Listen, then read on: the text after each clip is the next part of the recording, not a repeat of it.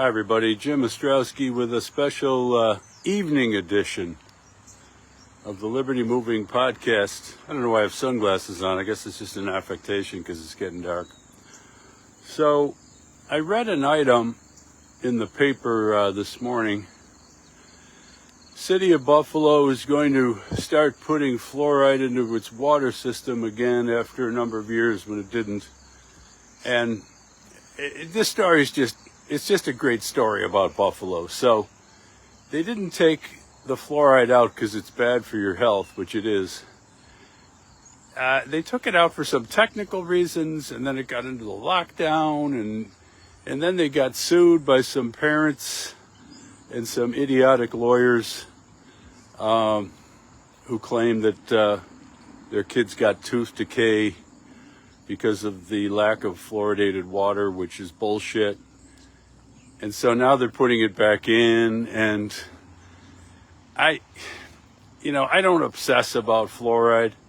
I think it's bad. I've done a fair amount of research on it over the years. I'm not an expert, but I know enough to know it shouldn't be in the water supply. So tomorrow at 2:00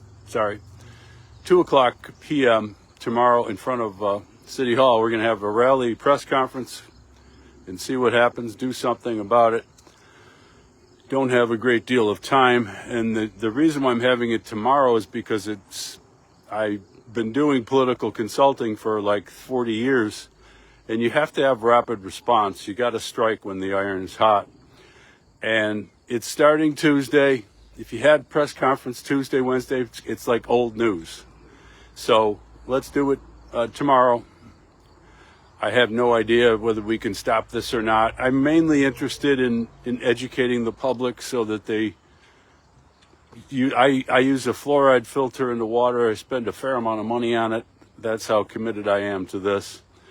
So let's talk a little bit about fluoride. So they claim they put it in because it's good for avoiding tooth decay. My understanding is there's very little evidence of that because they've studied populations that do not have fluoridated water, and they have about the same rate.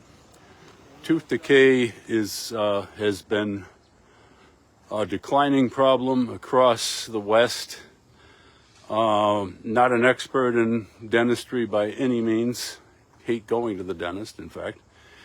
But it's probably because of just better toothbrushing practices, I would assume. Doesn't matter. It's gone down in areas with fluoridated water and without fluoridated water. That's the only thing you need to know for the present purpose. So we don't need it. It's a medication, and there's a Fluoride Action Network. I'm heavily reliant on their research. I've looked at their stuff before. And the bottom line is, even if you want fluoride in your water, it's a medicine, and therefore you can't have medicine. You can't treat people with medicine without their consent, and that's just the bottom line. So, the counter argument is, well, we put vitamin D in products and so on. Well, vitamin D is a nutrient. Fluoride is not a nutrient. It's a medication. So you say, well, who cares? Well, here's the problem. Fluoride has a number of negative side effects. So let's talk about those. So first of all, I was glad to see my Dr. Berg, who I rely on a lot. He's anti-fluoride. Just listened to a short podcast. He repeated a lot of the talking points that I'm familiar with. So I have a little bit more confidence after listening to that podcast. But so fluoride apparently causes a tooth problem, fluoridosis. And I guess the mechanism is that fluoride somehow serves to drain mineral. I'm going to stop here because I got a bunch of traffic at Kenmore Avenue. It drains the minerals out of the teeth, And apparently, like, this is a serious problem. It's well known, it's well documented. So why the hell would we treat tooth decay with something that hurts your teeth? But more than that, oh my God, we got a very noisy antique car. Okay, now I think I can get across Kenmore Avenue. Beautiful. So, always have a little pause at Kenmore Avenue. Sorry, the regulars know this.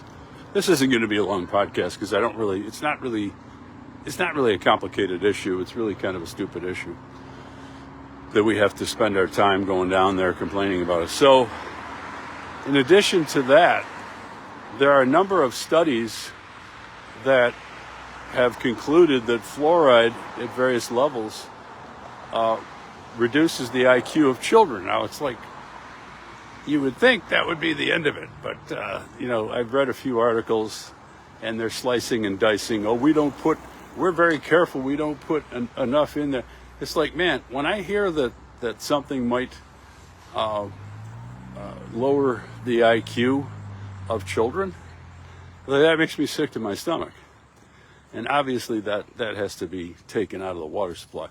Also heard that it's a neurotoxin, and a lot of this research is still ongoing, and there hasn't been as much research as we need. But again, it's like, okay, do the research, and then we can make the decision. Don't stick this stuff in the water with all these pending issues. It also, I've heard, which is very disturbing to me personally, that it interacts with the thyroid gland. Now, I happen to have lost 2 fucking years of my life with hyperthyroidism, right in my prime. I think it started in high school. I lost 2 years of college because of it. I probably screwed up my football playing when I was in high school, which I was very serious about. Might have affected other sports. So it's like, now I hear that the fluoridated water that I drank when I was a kid has an impact on your thyroid, which is very disturbing. Let's see if there's I think I've covered most of the issues. There's other side effects that I haven't gone into because I don't have the notes in front of me. So if you want to make a statement tomorrow against this ridiculous idea, come down to Niagara Square, 2 o'clock. If you want to bring a sign, whatever, bring any research. I think everybody's going to. Wonderful music. I just love it. So, if you have some expertise in the area, certainly you can speak at the press conference. I'm trying to get RFK Jr. long shot with short notice. I'm trying to get him to call in at least, because he came out against fluoride publicly, and he's associated with the Trump campaign. So I'm also I'm trying to coordinate with Naomi Wolf to live stream the press conference rally. It's got to be short. Again, this is not rocket science. It's not any kind of science at all. But so that's basically it. I don't have much more to say. This is a toxic chemical that has a number of negative health effects.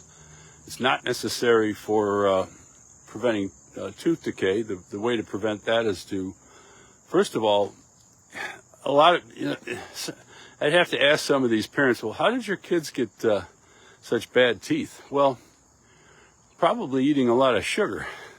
And sugar, talk about toxic substances. To me, sugar is poison. We gave the kids minimal sugar. They were allowed to have dessert like once a day, maybe. There was no. Tell you a quick story. So my daughter went to a birthday party when she was like maybe 7. And they gave everybody Pepsi, and she took a sip out of it, almost spit it up, because she'd never had soft drink. We had no soft drink in the house, so they gave her some milk. Instead of being diligent parents and learning how to learning about how to keep your kids healthy. It's this lazy thing. Dump this toxic chemical in the water supply. So I'm going to make a couple of sort of bigger points. One, this whole episode shows how backward and dumb the Buffalo area is. Buffalo is lacking in local leadership, and therefore you tend to have these stupid things like let me just point out, Western Europe is largely getting rid of fluoride. I noticed on a little research I did, 150 towns and cities in the United States have gotten rid of fluoride. And yet Buffalo is like this backward place. It used to be a leading city of the Industrial Revolution, but now it's this sort of backward, dumb place. It's got dumb leaders. The bureaucrats are dumb. The media is dumb. And it's like, it's up to somebody like me I'm not even a specialist in this area. I just happen to know more than the local leadership and the local media. I've covered a little bit of the coverage I've monitored a little bit of the coverage by the local media, and they're just clueless. It's like, I don't know who these people are. I know they have declining budgets and staff and so on, but Jesus, you guys must have drank too much fluoride when you were kids, because you really wonder about their IQs. Just to make another sort of observation from 35,000 feet.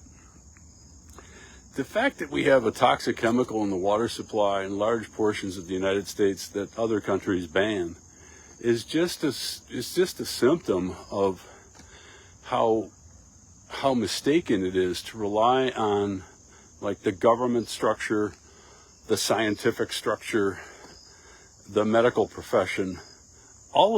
We saw during the lockdown that these are not organizations and groups of people that can be relied on for accurate information. Now you can say, well, gee, Jim, I got to rely on somebody. Well, hey, don't shoot the messenger. I'm just telling you cannot rely on these so-called authorities that we've been taught and told many, many times that we can rely on. And you have to do your own research. That's all I can say. That's what I've done all my life. So, a couple more, I'll keep talking for a couple minutes. There's a couple more points I want to make. Now, there's conspiracy theories about fluoride. In other words, there's these theories that fluoride is a communist conspiracy to do what, I don't know, make people dumber, I guess. So, the point I want to make there is, if people wanted to have fluoride in the water, let's say they were making a lot of money off of it, a lot of weird stuff going on at this intersection, holy shit. If you wanted to discredit a movement, you would invent like conspiracy theories so that you make the people who are concerned about fluoride into some like right-wing wackos. It's like, so that's actually really sinister, in my opinion. I've seen the movie Dr. Strangelove. General Jack D. Ripper and his precious bodily fluids. Like, fuck that. It's a good movie. I like the movie. It has nothing to do with what we're talking about. So, just trying to think one other quick point, and then I'll close. It's like, you would say, well, why are you concerned about fluoride? Well, since I was 17, 18, 19 years old, I became aware that there was a lot of garbage out there that people were putting in their bodies.